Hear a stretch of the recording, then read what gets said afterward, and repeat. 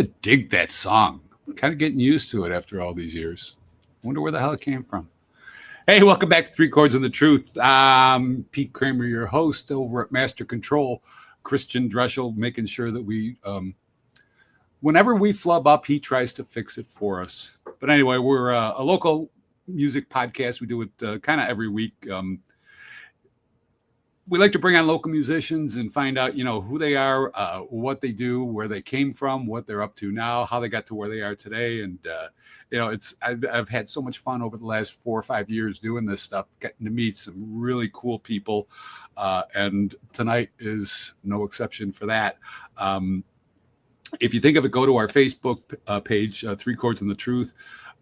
Join that group. You'll find out where all these people are coming from all the time. We've also, every week, we've got Jim Kadrina's weekly list of where you can see your favorite bands and solo artists, where they're playing and what times. And it's just pretty cool. Again, my band, the Eastwood Project, eastwoodmusicproject.com. You find all of our original music. We're on our 7th album right now, and we've had a lot of fun doing that as well. And we run this thing every year, but we chop it up as the portions of the year go. Like right now, we're into this segment where we started. We initially intended to start right after the Super Bowl, and unfortunately, because of the weather that we've had, which has been just marvelous this year, I'm sure everybody will agree with that. The weather and people being sick and stuff, we didn't get started until later than we expected. We run till Memorial Day. We pick it back up in October, go till Thanksgiving, and then we pick it back up after Super Bowl. And that's kind of our cycle. And it works out too for a lot of the people that are, guests on the show, because, you got working bands that are trying to rehearse together. They've got their various nights. I was just talking to the other day, Tim McNamara, and his band. He said, trying to get all my band members together is like trying to herd cats into a living room. It just doesn't work too well. And I get it. I totally understand that. But anyway, we're going to go into this evening's guests. And I'm kind of excited about this because they kind of play themselves down a little bit, and I don't think they should. But this is Kevin Wiler and the Tunesmiths. And let's bring these guys in right now and say hello to everybody. And I'm going to go ahead and do a quick introduction from left to right. We got Keith Grunchy sitting there with his acoustic guitar. Lynn Marie, you can tell she's the female in the group. Then we got Bryan Wiler, who I think it's so cool, is playing with his dad, Kevin Wiler. Guys, welcome. Great to have you here. How you guys doing? It's great. Well, thank you so much for having us. This is really a treat for us. Exciting. It's a treat for me too, because again, you go on these things on Facebook, and you say, how do I know this person? How do I know that person? And stuff like that. And everybody that I have on the show brings in their own personal audience, which I get, and that's why I made sure to do a little bit of an intro as to what the show is and how we do it. But I don't know how it came to be that Kevin and I became friends on Facebook. And I know I've been friends with Keith on Facebook for a while, but it's one of those things. It's like, but all of a sudden I'm watching these videos. These guys get together. Now, their harmonies are killer. They really sound so good together. But when I first approached Kevin about being on with us, he's like, I didn't pick up a guitar until I was 60. And I've watched a lot of his videos. And first of all, he looks like he's 45. But you're reading everything I told you. No, the check cleared. Well, okay, I can leave now. Okay, we pretty much did everything. Yeah. But I mean, seriously, if you didn't pick up a guitar until you were 60, I've seen some of your equipment, man. You've got some Martins, you've got some Gibsons, you've got some Les Pauls. I mean, wow, it's just amazing. And I'll shut up now and you guys talk, because this is your show. Well, thanks a lot. We're all excited to be here. I guess we're sort of an accidental band. Just a little history of us.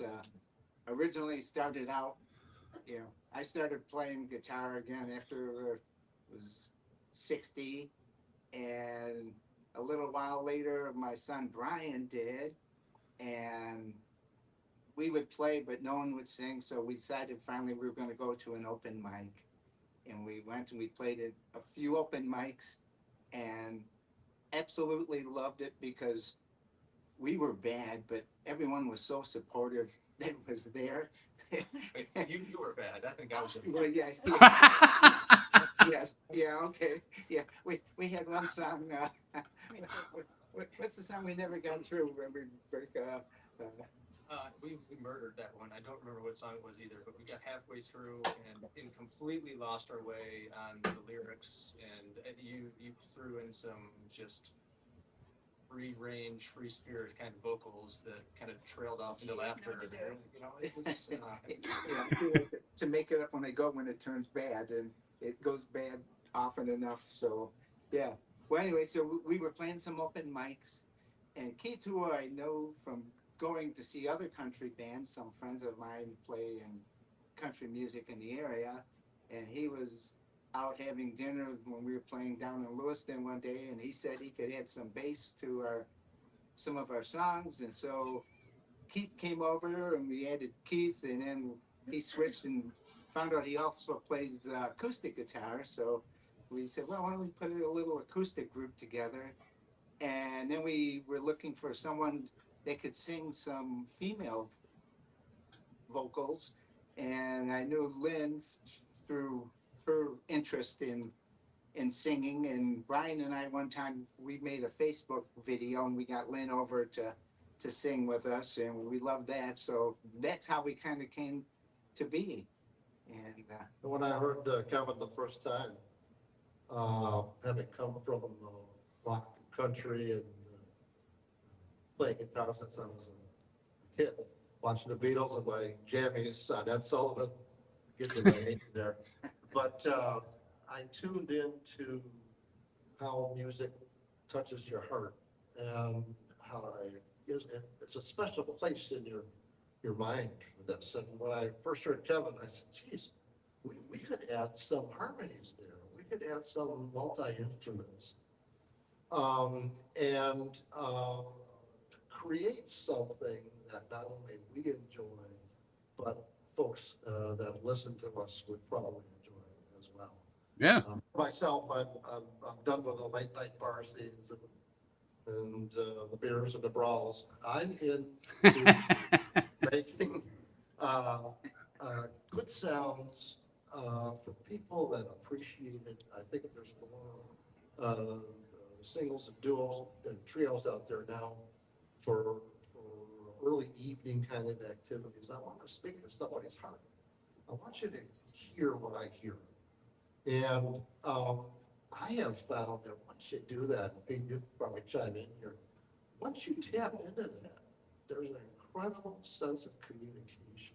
Yep. That you know one another. Yeah. You might not even know your names, but I know you. Yep. I hear what you're saying. Would you agree, Pete? No, I do. And actually, the one night I was playing, I forget where the hell I was, but I took a break, went up to the bar to get a glass of wine, and this guy said to me, he says, "Where would I have heard of you before?" And I said, "I don't know." He says, "No, like back in the 70s." I said, "You didn't." He says, "What about the 80s?" I said, "You didn't." And he's like, "Well, how come I'm just hearing about you for the first time?" And I said, "Well, to me at that point, I was more interested in having a family and raising kids." And he's like, "You wasted a lot of time." And I said, "I don't think so. I kind of like my kids, But going back to what you just said, Keith, no, I'm noticing more and more places are not starting at 9 and 10 o'clock anymore. There's a few, but there's more 7 o'clock starts. I'm even seeing some like 5 o'clock starts. I was at Rockin' Buffalo a couple of weeks ago to see Applejack. They played from 4 to 7. And it got my ass out to see them because it was 4 to 7, And so, I mean, a lot of the things are changing a little bit, in my opinion, for the better, instead of what we used to do when we were kids. Go out at 10 o'clock, the band quits at 2, you get home at 4, you got to get up and go to work at 9, then there's so much getting late at night and having to get up and work in the morning. But that was the band life. That's what it was all about. Well, you could do it in your 20s, but to try to do it now, ain't no way, man. Yeah, I know I had, like you yourself, I had given up music for about 20, 25 years for a career and kids, and then I got back to it via the blues in about 2006. And it all came back to me. It was like riding a bicycle. And I said, ooh, this is good. So, but it's been a journey for myself and my bandmates here. We just love what we do because, like you heard, we blend good sounds.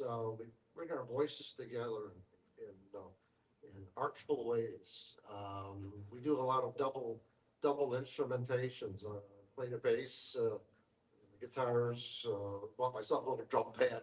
So we're just having fun. That's what it's all about. And if we can bring that out to people in small venues, I don't need money. Give me a couple of bucks for a tank of gas and a beer, and I am happy. Well, correct me if I'm wrong, but that conveys to the audience. If you guys look like you're having fun, they're going to have fun. That's right. That's right. Absolutely. Lynn, how about you? What's your background? Well, I've been singing since I was, I don't know, little. You're still. My mother, when I was singing something, and she came in and she said, "Was that you singing?" And I said, "Yeah, it was me." And I feel like almost immediately after, she had me at the local church, and I was in the choir before I knew it. And children's choir, adult choir, open mics, things like that. And I've always loved music. My family are all musicians on my mother's side. My brother was a musician, so it's in the blood, and I just enjoy it very much. Now, in the pre-show, you said your kids are into music as well, right? They are. My son teaches over on the Tuscarora Reservation. He's a teacher, and my daughter teaches at DeSales in Lockport, and she also does home lessons, and they both do private lessons. And my son has several projects going. He's a percussionist, jazz musician in the Western New York area. Cool. Now, do they play out too, or just more teachers? Or My son does. okay, cool. Yeah, my son does. Well, good. Now I know when I need to take some lessons. Now I know who to call. I definitely have the least amount of musical experience of the four of us here for sure. I mean, Keith's played guitar for basically his whole life. Lynn has sung since she was a child. I mean, Dad started when he was 60, which is a lot longer than I started. But I kind of figured, well, a couple of things. The idea of playing with Dad is really what motivated me to learn guitar. I mean, I had bought a cheap guitar kind of on a whim probably 15 years ago and thought, like, I'm just going to figure it out on my own, and gave it up after probably a few weeks because I realized I had no idea what I was doing. I had no musical background at all. Yeah. And when Dad started playing, I thought, like, all right, let me go back to that and see if I can figure it out, because it's something cool that we could do. At the time, it was more in the winter months.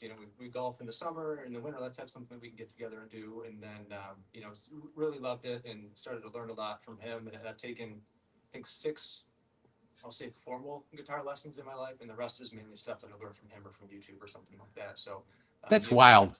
Yeah, my role in this group is really, a band needs 2 things. It needs a subpar guitar player, and it needs eye candy. And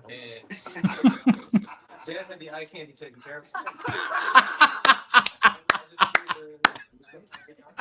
I'll bubble through some chords and make it sound good. So that's my. Well, no, like I said to you before when we were in the pre-show thing, I mean, I think it's so cool that you play with your dad, and that to me is just like, it's magic.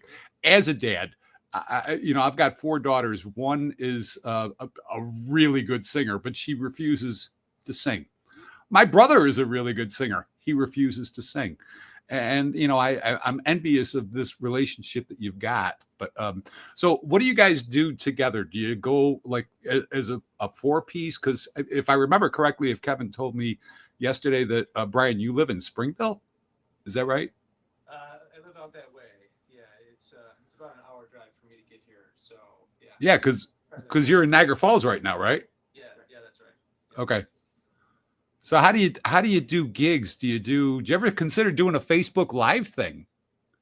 Those are kind of cool. Yeah, I would like to do that. I've thought of doing that. If what happens right now is if we've played some Porch Fest things and we put together like a 20, 30 song set list, and Bryan will show up here actually to practice about a half or a third of the time, and but we send him off the version of the song that we're going to be playing. We change him up a little bit kind of to match us, and he practices it, and then when we go out to play, it adds a lot when he can, and we struggle through when he can't, and but it works okay. We still want to hit some open mics because they're fun, and I just got to go back to the open mic just for 1 second. Yeah, go ahead. I have to thank all my friends that would come out when I would do an open mic, family and friends. They would come out and support me because I appreciate that so much, and such good times. And I feel like that's basically what I feel like we still are, and I'm fine with that. And I'm not sure if anyone else has anything at this moment, or Pete, or No, do you have any surprises, Kevin? I mean, when people that you've known for years say like, "Holy shit, I didn't know you could do that, man."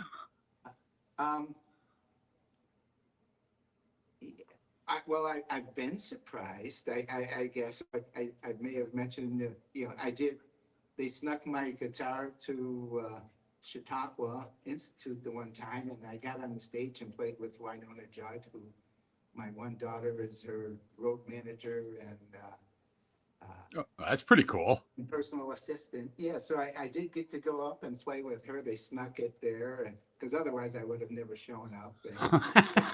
But I got there in time for sound check because I always thought that was more interesting than a concert. And they asked me what I was playing. I said nothing. They said, "Well, isn't that your guitar?" And I looked and I was like, "Oh." Oh yeah. Better do something with it. Yeah, so quick, they gave me the 15-minute lesson on the song, and so I got to play with her. So that was it. How cool is that? Yes, yes. So yeah, that was my big claim to fame, and He won't stop talking about it. no. If I talk about it enough when I'm out, people will buy me a drink trying to shut me.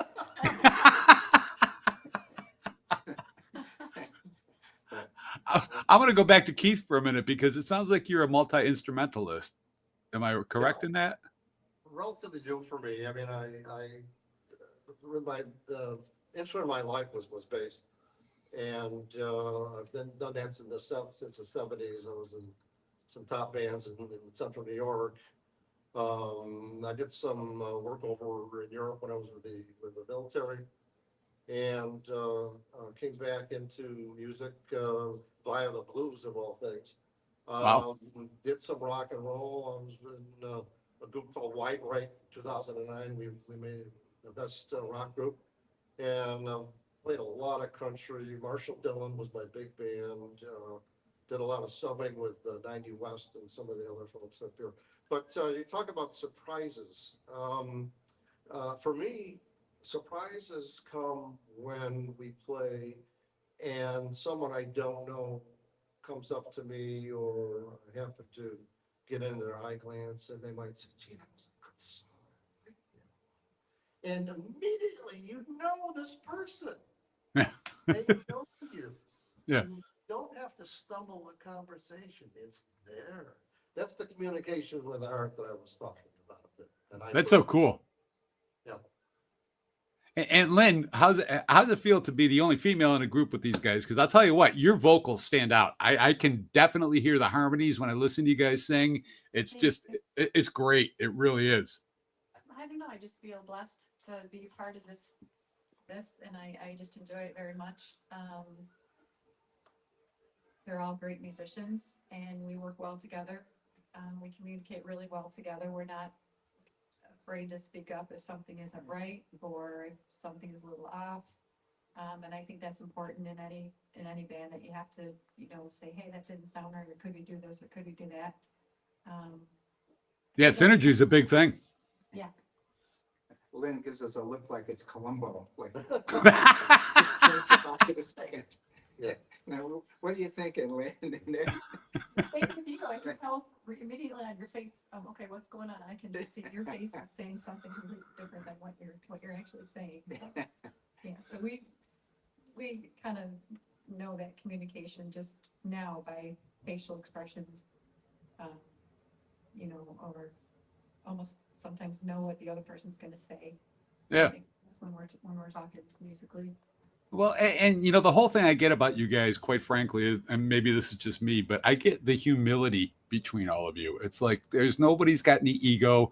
It's like, let's just get in there, get the best song we can, and get it done, and make it sound the best that we can. That's what I get from you guys. And the real wonderful thing about this unit, Kevin, myself, and Bryan, there is a million tunes out there. Oh yeah. We could pick, we could produce different guitar patterns and styles. He might capo, I might go over. And it's marvelous. All the tunes of our lives are here, and we just have to bring them out and work with them and let others listen to them, and they will hear what we hear. Yeah, and that's a big deal. And I mean, okay, for anybody that doesn't know me, I'm a writer, and I'm always more comfortable playing my own songs. But I love the songs. thanks, man, I appreciate that. But at the end of the day, a good song is a good song. So it doesn't matter who wrote it. It could be anonymous. It doesn't matter. But a good song is a good song, and a good performance of the song is a big deal. I mean, I cannot, and I'm making this up just because of the difference in styles. But if you had Johnny Cash singing, "I love you, yeah, yeah, yeah. She loves you, yeah, yeah," it wouldn't work. I mean, John and Paul and George had to be the vocalists on that song. Johnny Cash couldn't do it. They're both great in their own right. Yep. But it matters about who's doing it. I got to go back to Bryan again, though, because how, with the repertoire that you guys have, the list of songs, is there ever a time where you're playing something that like, I want something more from my age group or anything like that? That's funny. Yeah, and Dan and I talked about that occasionally, and I've subtly encouraged playing some things from this century, but this one sounds great. I was minus 20 years old when this came out. But really though, I mean, my opinion on it honestly is I'll play anything. I really don't care. Especially when I'm the only one of the group that doesn't even sing. So I feel like automatically what the singers want to sing and perform is going to be more important than maybe what I want to try to play. So I think that when Dad and I go and do some open mics with just the two of us, there's some more experimentation there, and maybe some more modern stuff that we'll play.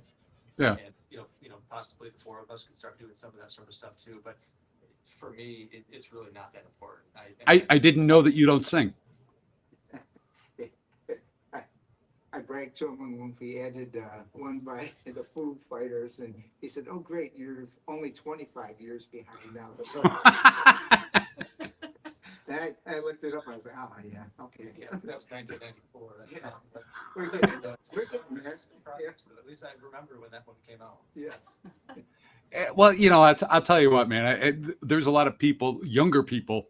Everybody's younger than me because I'm older than dirt. But there's a lot of younger people that I've known over the years, and again, my own kids as well. But they gravitate towards. I hate the term classic rock. I really do, because when I was growing up, man, it was just rock. And when did it become classic? And why does everything have to be put into a category? Why do we have to put everything in a box with a label on it?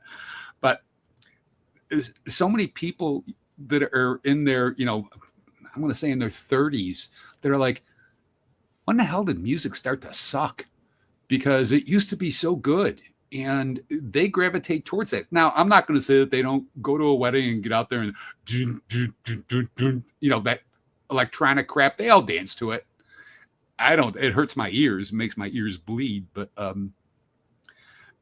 is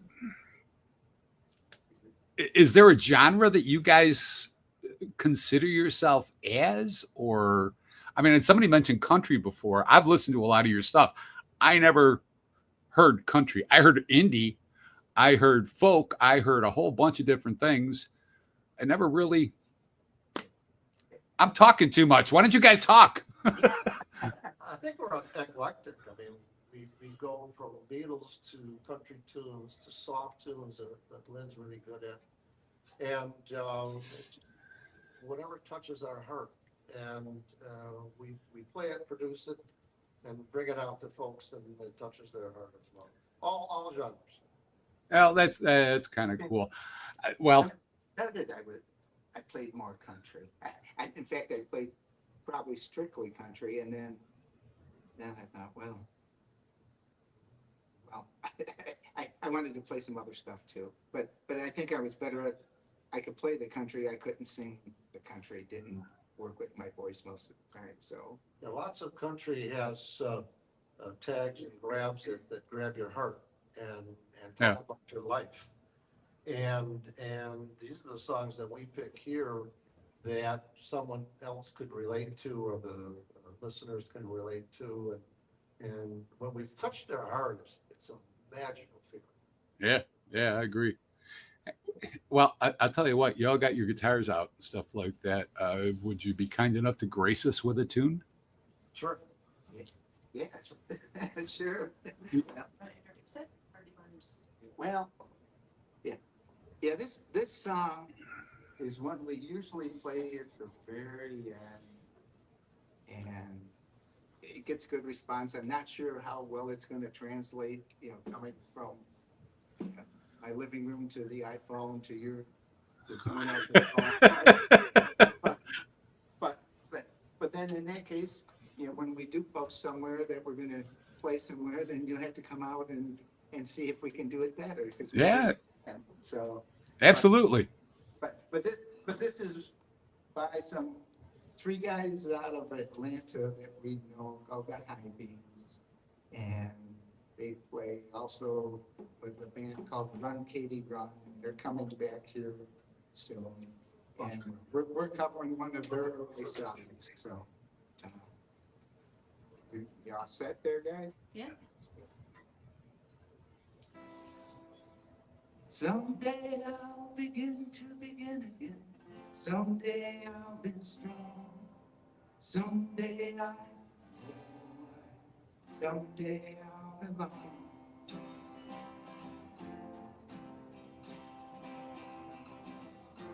Thinking that I've known this all along. That's what it's got to do with me. 'Cause the milk red, wish I cared like you. You're the one I'd rather be. Someday I'll begin again. Someday I'll be strong. Someday someday I'll belong.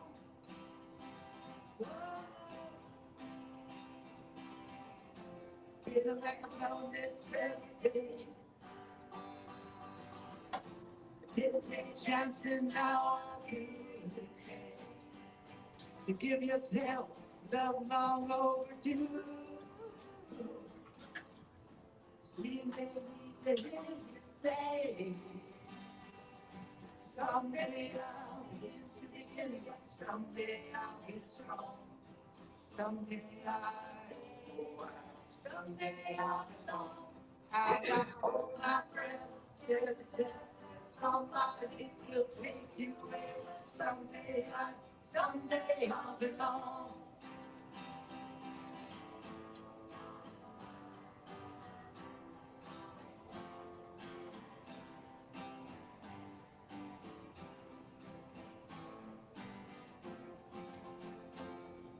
Someday I'll begin again. Someday I'll be strong.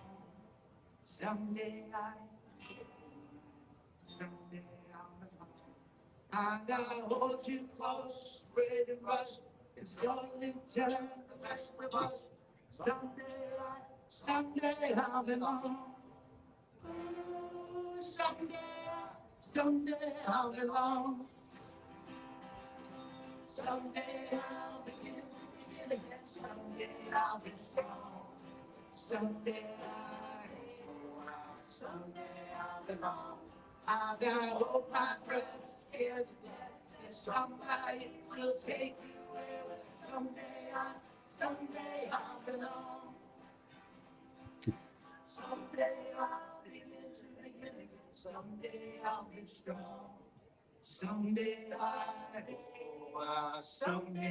belong. And I hold my breath, scared to death, and somebody will take you away. Someday I'll belong. Ooh, someday I'll belong. That's it. Sweet, sweet. And I know, Kevin, like you said before, I mean, yes, coming from, into an iPhone going through, I guarantee you that if you, like you said earlier about putting up a website, somebody was able to listen to that with all those cool harmonies and the guitars going, man, it sounded really good on my end. And it's only going to sound even better if you get it, on a platform like that. That was really good, man. Really good. Cool song too. Is it possible, and I know after a bit of time we start losing people, I know people have stuff to do, and Wheel of Fortune and stuff comes on soon, so. Wheel of Fortune. Already ended. Well, okay, I think the end is still on, right? So, It's still out there. is she? Is it possible, and I'm just gonna ask it, and I know you will probably say yeah, because you're a very nice guy. Could we play one more song that kind of features Lynn singing? Because, she deserves that more than. Well, I'm on one condition, because I owe you an apology. Because before, when I said, why don't you guys talk? My phone started ringing. It was supposed to be, why don't you guys talk? And that was one of those things with a voice inflection. I didn't mean to go in that direction, but my phone started ringing, and it's like, oh, I said that the wrong way. I didn't mean it that way. No, we didn't take that bad, trust. No, I did. I was super insulted. Bryan's my new best friend, man. But yeah, if it's okay, we'll do one other quick one, and then. No, that'd be cool. No, I'd love to hear it, man. Yeah. Thank you so much.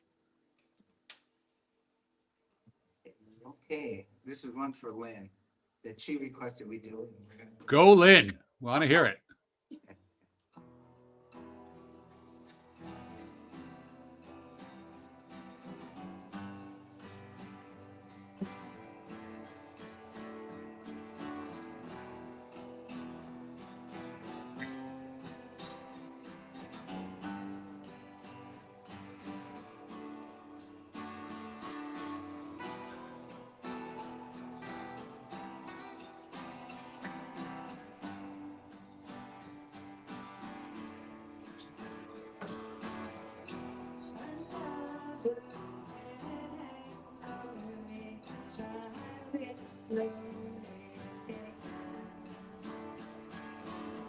And the light is also silent.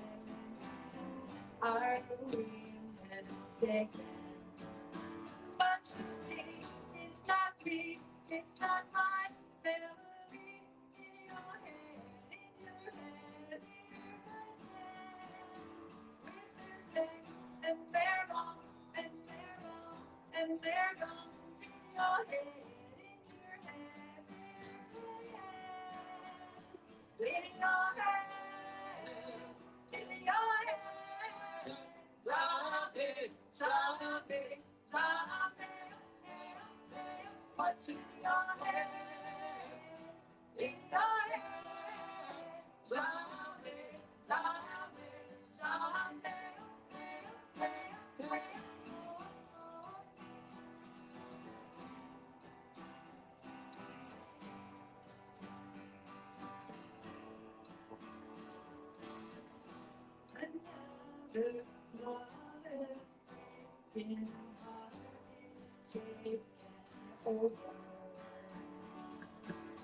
When the violence calls its silence, we must be invested. It's the same old thing since 1916. In your head, in your head, they're still playing with their chains and their bombs and their guns and their guns. In your head, you're dying. In your head, zombie, zombie, zombie. What's in your head? In your head, zombie, zombie, zombie.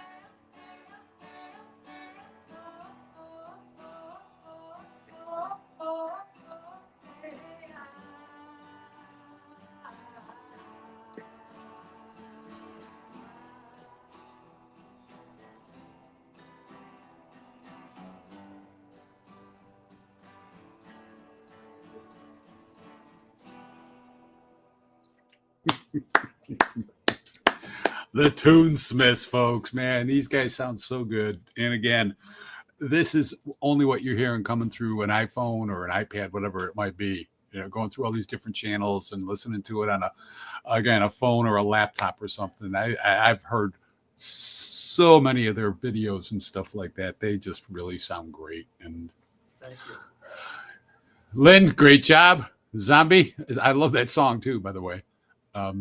So what's up next for you guys? What do you got planned? Are you doing the Porch Fest things again? Are you trying to get into some clubs? We're just going to sign up for the Kenmore Porch Fest and the Lewiston Porch Fest and Nightfall Porch Fest.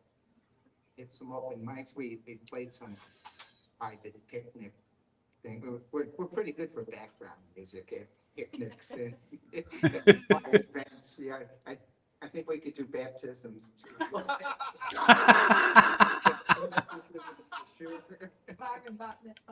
Yeah.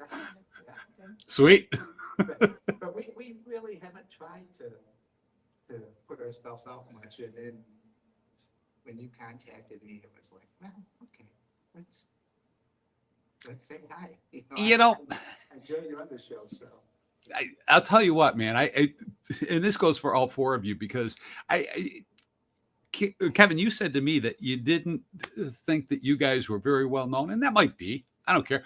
More people know me for doing this than for my music, which kind of sucks, but it happens that way. But we will make a point. We are coming out to see you. We will. I promise you that. Absolutely. No, I think you guys are really good. And like I said, I've listened to your solo videos, Kevin, before. I've seen you play with Bryan, just the two of you, and I've seen all four of you play together and stuff like that. I think you really got something nailed right there, and it's a really cool niche that you've got that you've kind of created for yourselves, in my personal opinion. Not that anybody listens to me, but We do. No, it's really cool. So you got the Porch Fest coming up, and keep us informed as to what's going on. I really want to make sure that I try to copy Kevin though, because I'd like to have his budget for guitars and hats.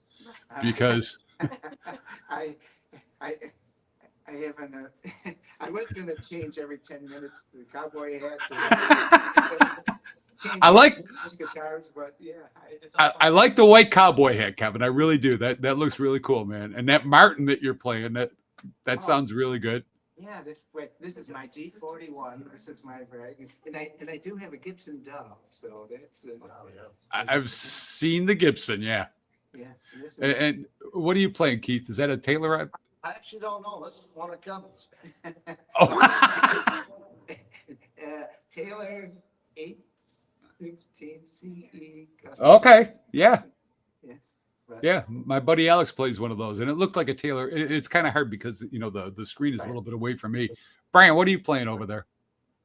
It's a Fender, and I forget. I thought it looked like a Fender body. Yeah. Yes, it is. Yeah, it's a And this actually was formerly Dan's guitar as well. So he has a little bit of a shopping habit, which Yes. pays off for me eventually. So, I'm kind of noticing that, man. My brother who bought all kinds of guitars. Yeah. It was his hobby to buy this. We actually moved to a bigger house because of the guitars. And I wish I was exaggerating that, but it is true. You know, it was like, you know, there's only so many walls you can hang these on. I like your style, man. I leave the house with an empty case. But and I limp out like it's full and then come back with a new one in it. So, you know, it's worked out so far. I'm just hoping my wife doesn't watch this. Hey, I got to tell you, it's been a lot of fun having you guys on. It's been a lot of fun talking with you, and I really dig your music. And, you know, as always, the time flies by. It's like, you know, it seems like we just started, and now we're getting toward the end of it. But no, thank you, Kieth, Lynn, Bryan, Kevin. It's been a blast having you guys on. The Tunesmiths, folks. If you get a chance, check out their stuff. I think after this, I think Kevin might be starting a website. Yeah. Not sure, but I'm gonna have to do something. I'm getting that inclination. Yeah, evil looks. Yeah. Anyway, I just wanted to make sure that everybody knows that you know, we're doing this right now through the end of right till Memorial Day. The next 2 weeks. Next week, Tuesday, we've got In Layman's Terms. They're going to be on. The week after that is Christopher Joel. Chris is really an amusing guy because he's kind of like Marty Ramondo almost, man. He's in all these different bands. He does his solo gigs and stuff like that. And, you know, he's really good. I've seen him a bunch of times. But if you know anybody that you think would be a good guest to feature on the show, send them my way. You know, find me on Facebook or pkramer@aol.com. And again, all these shows are archived on YouTube. So if you go to the YouTube channel, 3 Chords and the Truth, you can find all these great folks that we've had on over the last 4 years, and you know, watch the individual episodes and stuff like that. I know it was kind of cool because Kevin told me that he had done that before because he wasn't sure what this was all about, and he looked at some of these things and says, yeah, this is cool. And it's been so much fun having you guys. So again, thank you so much. Thank you. Appreciate it. Yeah. Kieth, Lynn, Bryan, Kevin. Somebody got something else to say? You're more than welcome to. No? Yeah, no, we're. All right, cool. Thanks for laughing. Yeah. Now, thanks for being on. And as always, support local music. 3 Chords and the Truth. Peace out.